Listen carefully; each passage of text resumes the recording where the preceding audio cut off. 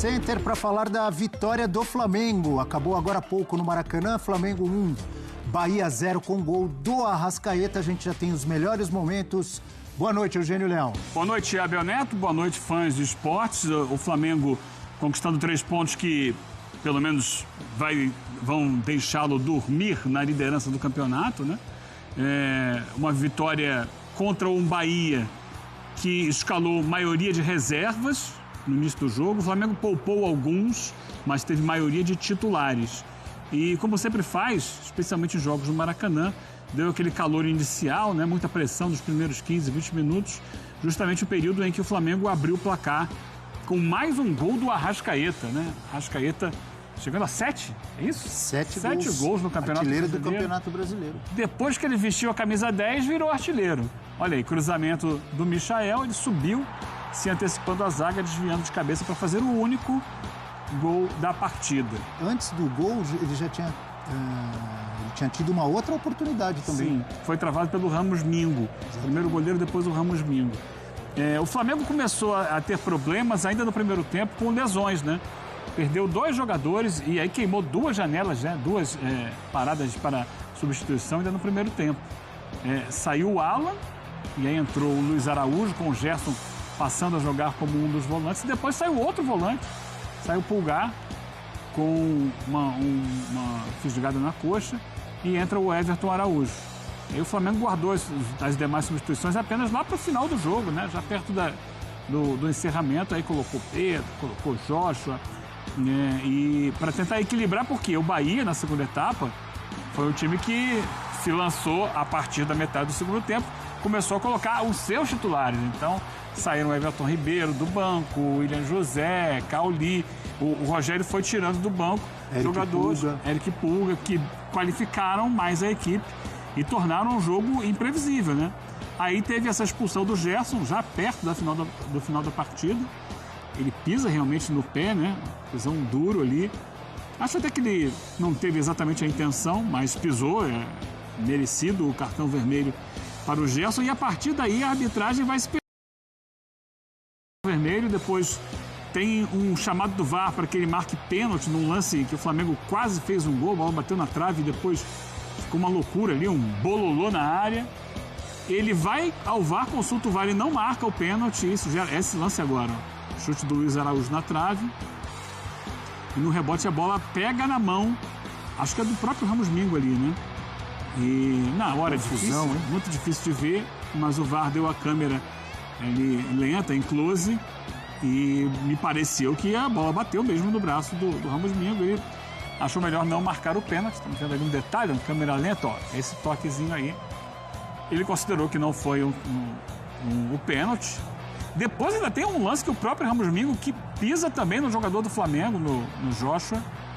Para mim é um lance semelhante ao lance do Gerson, que deu uma expulsão.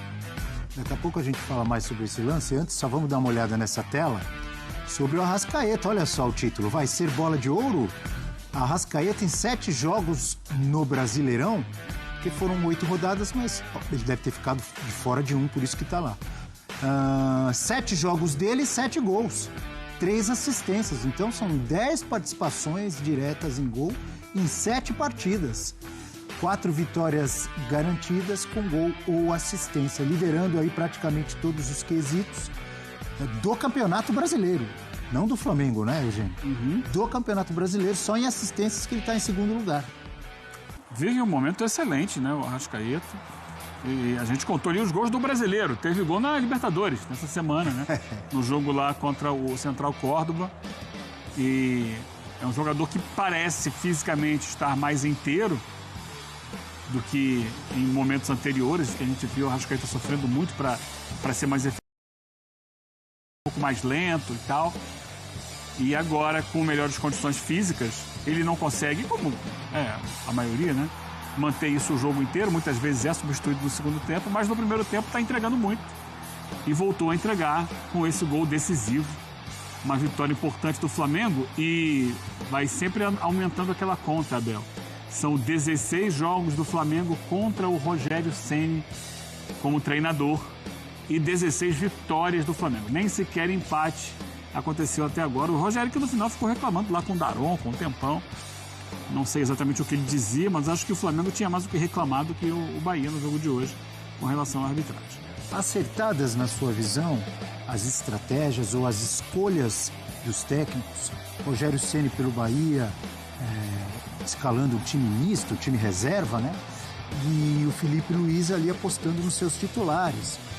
Lembrando que o Flamengo vai jogar só na quinta-feira pela Libertadores contra a LDU no Maracanã, ou seja, não tem viagem. Já o Bahia joga quarta-feira e tem a viagem até a Colômbia para enfrentar o Atlético Nacional de Medellín. Né? Então explica mais, né, a opção do Bahia por poupar a maioria dos seus titulares. E o Bahia fez hoje o 35º jogo dele na temporada. É muito jogo, é o time que mais entrou em campo esse ano no futebol brasileiro. Então tem um desgaste, não tem como. O desgaste é muito forte. E o time que o Bahia colocou em campo, o time reserva, ele levou o jogo, conduziu a partida, criando dificuldades para o Flamengo, é claro. E sofreu muito ali no início, do primeiro tempo, né? Todo mundo, né, que joga no Maracanã sofre nos primeiros 15 minutos. Depois o jogo vai assentando um pouquinho. Isso foi, por exemplo, contra o Corinthians, né, aquela goleada. As coisas acontecem muito dessa Juventude. forma. E por aí vai. O Flamengo tem isso como estratégia. Mas depois foi um jogo que ele conseguiu sustentar. E aí sim, parte da estratégia.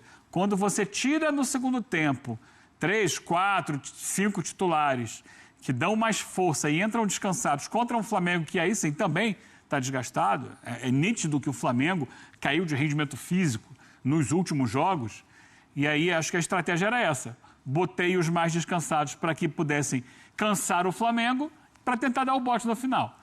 É que esse bote não aconteceu, o Bahia não chegou a dominar o jogo, teve ali oportunidades, mas não chegou a pressionar o Flamengo.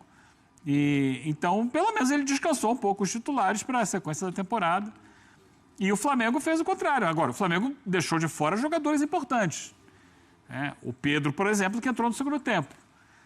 O Flamengo continuou com muita dificuldade de preencher aquele espaço da área.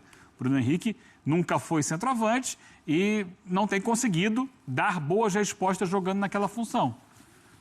Então, talvez ele pudesse até ter colocado o Juninho na centroavância, mas não. Ele insistiu com o Bruno Henrique, que não teve mais uma vez uma boa atuação.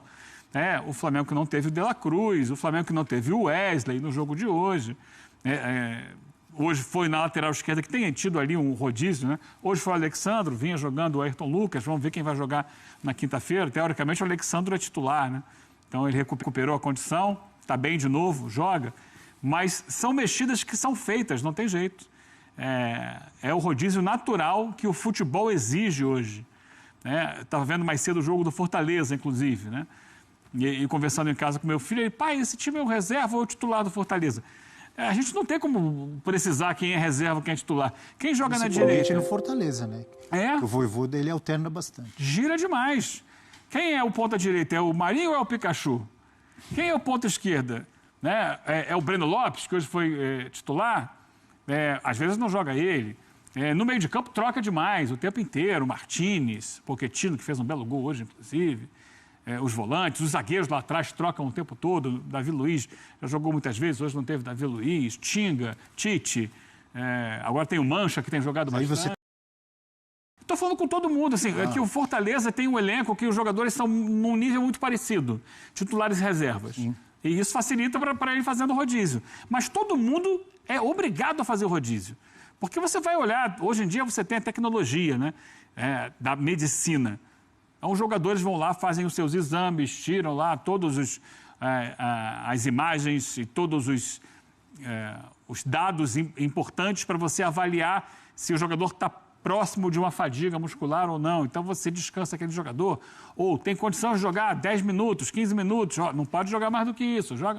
Você tem que ir dosando, porque é um calendário absurdo, insano, e que gera um desgaste muito grande. E a gente viu o desgaste dentro de campo nitidamente. O Flamengo, por exemplo, é um time que não conseguiu, nas últimas partidas, ditar o ritmo de velocidade, de imposição física que ele já fez em outros jogos da temporada. A propósito, temos uma tela que compara o número de finalizações do Flamengo nesse jogo de hoje contra o Bahia, no primeiro e no segundo tempo. Dá uma olhadinha aí, Eugênio, porque tem a ver com o que você acabou de dizer aqui, acabou de trazer aí a sua visão. Olha aí, ó. Cansaço pesou? Finalizações do Flamengo por tempo de jogo contra o Bahia. No primeiro tempo, 10 finalizações. No segundo tempo, já cai para menos da metade. Chama atenção, né? E o detalhezinho ali embaixo. Essa última linha é sempre boa para a gente ver, para contextualizar. 5 finalizações até fazer o gol, aos 7h35. Portanto, metade das finalizações do primeiro tempo, nos primeiros 7 minutos. Entra para dar aquele calor, entra para dar aquela pressão, entra para resolver a partida nos primeiros 15 ou 20 minutos. Depois vai administrar. É isso. Até porque o adversário também entra no jogo. Começa a entender os caminhos, as movimentações do Flamengo. Mas sim, pesa. O segundo tempo sempre é abaixo. E aí a gente tem os números do jogo, com muito mais posse de bola para o Flamengo, 61-39. 14 finalizações também aí, uma supremacia rubro-negra. 5 certas contra 2 do Bahia, 4 grandes chances do Flamengo e 2 do Bahia. 27 ações na área rival contra 12 do Bahia. Gente. Sim, isso reflete a superioridade do Flamengo no jogo, que passa pelo time titular do Flamengo. E eu acho que poderia ser assim também, se fosse o time titular do Bahia. Às vezes, por estratégia do Rogério, o Bahia do Rogério é um time grande, é um time que hoje se posiciona no cenário do futebol brasileiro como um dos protagonistas, como um time que vai brigar pelas competições e que normalmente gosta de ter a bola. Normalmente, nem sempre. Semana passada, contra o Botafogo, vitória do Bahia, ele fez o contrário. Aliás, algo parecido com o que aconteceu hoje. O Botafogo foi quem teve mais a posse de bola.